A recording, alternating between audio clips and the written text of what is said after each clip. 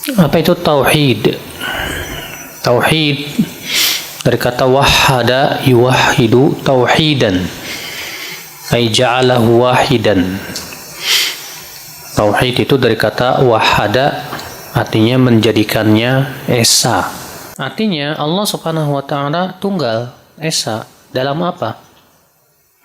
Yang pertama, Allah Subhanahu wa taala tunggal, esa dalam rububiyahnya. Yang kedua, Allah Subhanahu wa taala esa dalam uluhiyahnya. Dan yang ketiga, Allah Subhanahu wa taala esa dalam kesempurnaan nama dan sifatnya. Apa itu rububiyah? Yaitu mengesakan Allah Subhanahu wa taala dalam perbuatan-perbuatan Allah. Ya, contohnya ada perbuatan Allah apa? Contohnya menghidupkan, mematikan, menciptakan, mengatur alam semesta. Maka itu hanyalah milik Allah saja. Tidak ada pencipta langit dan bumi kecuali Allah. Bahkan tidak ada yang mampu bisa menciptakan, ya, sekecil apapun yang ada di langit dan di bumi kecuali Allah Subhanahu wa taala. Allah yang menghidupkan, Allah yang mematikan, Allah yang memberikan rezeki.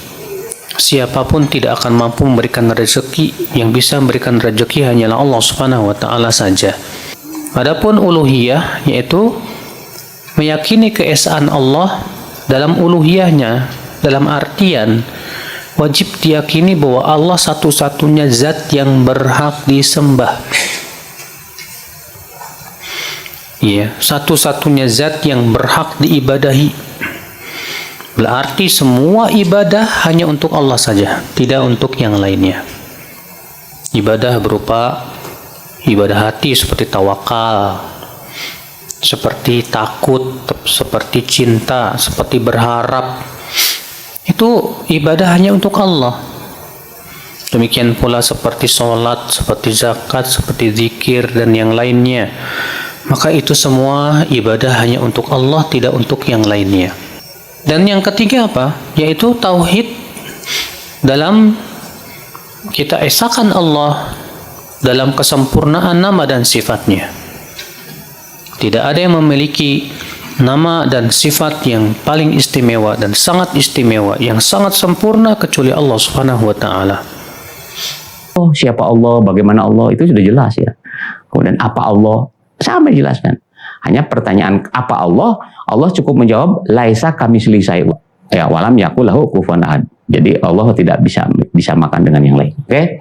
Nah, kita lihat dalam surat pertama dan surat terakhir. Ya, gitu aja supaya singkatnya ya. Nah, Allah dalam surat pertama Al-Fatihah, Allah membicarakan tentang siapa Allah. Allah menjawab, alhamdulillah segala puji bagi Allah. Siapa? Rabb alamin. Nah, Allah sudah menyatakan dirinya siapa Allah? Ya Rabb, ya. Ar-Rahman Rahim. Nah, inilah disebut bagaimana Allah, sifat Allah itu Ar-Rahman Ar-Rahim. Sifat ini bagaimana Allah itu Ar-Rahman Ar-Rahim dan Asmaul Husna ya. Kemudian siapa Allah? Malik, raja. Allah itu raja. Kemudian siapa Allah? Iya, karena berdua yang hanya kepadanya kita ya kami mengabdi dan kepadamu tolong. Jadi Allah itu siapa? Ya tempat mengabdi, tempat minta tolong. Itulah yang ilah gitu ya. Nah, lebih jelas lagi dalam surat terakhir ya, An-Nas. Coba lihat. Ini lebih jelas lagi. Siapa Allah? Ya, Allah mengatakan Rabbin Nas, Malikin Nas, Ilahin Nas. Nah, bagaimana hubungan ketiganya ya? Coba kita perhatikan. Untuk ke sana kita lihat dulu ya, artinya dulu. Allah sebagai Rabbin Nas. Apa itu Rabb? Pencipta, pemelihara, pendidik manusia. Itu Rabb. Malik, raja, penguasa, pemilik manusia. Ilah, yang disembah, yang dicintai, yang ditakuti. Nah, begitu. Itu kalau secara pengertian ya. Kemudian sebagai Rabb, Allah sebagai pencipta itu nggak butuh wakil, cukup mengatakan kun fayakun, jadi. Itu rububiyah ya. Tauhid rububiyah adalah meyakini bahwa Allah mencipta dan menciptakan itu cukup dengan kun fayakun. Kemudian ilah. Nah, ini yang permasalahan manusia di dunia itu masalah ilah ya. Jadi seolah-olah kita menyembah kepada itu harus ada wakil ya. Ada wakil. Apa wakilnya? Ya seperti yang disebutkan Ari tadi, ada Yesus, ada dewa, ada apa. Sebenarnya itu wakil, karena dia yakin bahwa Tuhan pencipta ada. Jadi dewa itu hanya sebagai perantara aja gitu ya. Nah ini sebagai ilah. Sedangkan Allah sebagai Malik ya, sebagai Malik, Allah itu raja tadi, raja manusia. Nah kita ingat ya, sebagai raja itu seorang raja harus punya wilayah hukum, punya aparatur ya, punya undang-undang, punya rakyat. Ini raja. Jadi nggak ada raja tanpa wilayah hukum ya, tidak punya aparat, tidak punya undang-undang, itu bukan raja namanya. Nah, apakah Allah raja? Ya raja. Coba lihat wilayah hukum. Allah punya wilayah hukum, namanya jagat raya. Nah ini ayatnya ya. Wilayah hukum Allah ini meliputi jagat raya, wilayah hukumnya. Ya.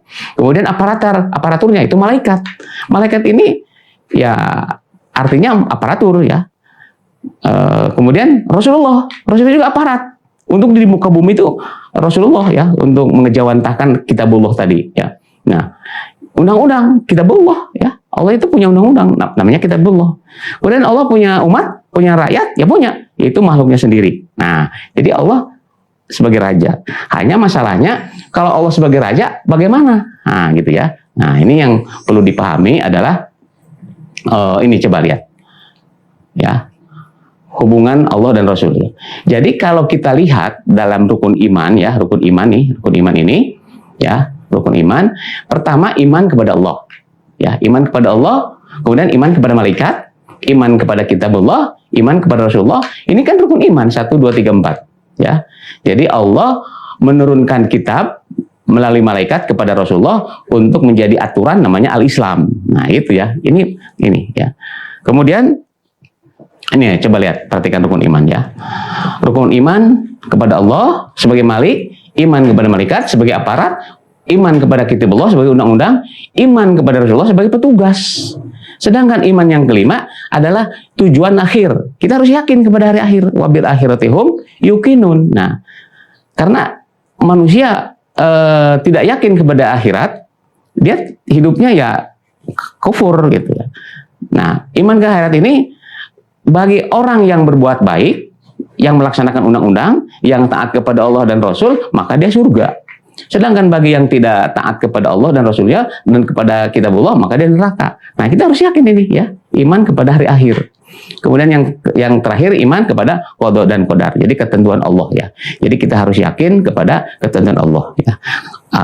Undang-undang tertulis maupun yang tidak tertulis. Misalnya tertulis ya, dalam Al-Qur'an ya, itu aturan-aturan Allah. Kemudian ada yang tidak tertulis, kauniyah, adanya penciptaan alam, kemudian adanya proses alam. Itu kan kita harus yakin. Contohnya begini ya. Menurut alam kalau benda jatuh ke tanah karena itu mengandung gravitasi. Nah, itu ketentuan Allah ya. Adanya hujan, angin itu ketentuan Allah. Nah, itu salah satu ya. Nah, hanya memang dalam Al-Qur'an 1 2 3 4 itu dalam satu kalimat dalam Al-Qur'an. Di antaranya surat Al-Baqarah ya. Amana billahi wa malaikati wa kutubi wa rusuli. 4. Sedangkan yang ini terpisah ya. Misalnya dalam surat Al-Baqarah, wabil akhiratihum yuqinun. Dan orang yang takwa itu yang yakin kepada hari akhirat, iman kepada hari akhirat ya. Kemudian qada dan qadar juga dalam Al-Quran banyak dikisahkan oleh Allah ya. Demikian ya Ari, mudah-mudahan bisa dipahami juga oleh para pemirsa ya, Bapak, Ibu, mudah-mudahan menjadi bahan untuk renungan ya. Demikian.